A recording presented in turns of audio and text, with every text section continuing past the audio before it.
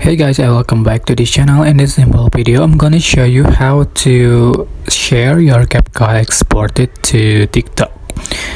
So after you finish editing the video, you are just going to click the export button at the top right corner. So it's first exporting, and just wait. And up here to share to TikTok, just click on it, and we are directing to TikTok apps. Just wait.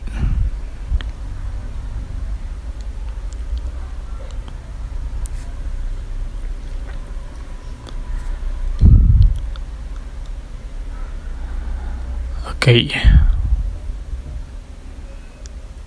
so here you can select a next to make a feed, or you can select your story to make this story. Alright, so that's it.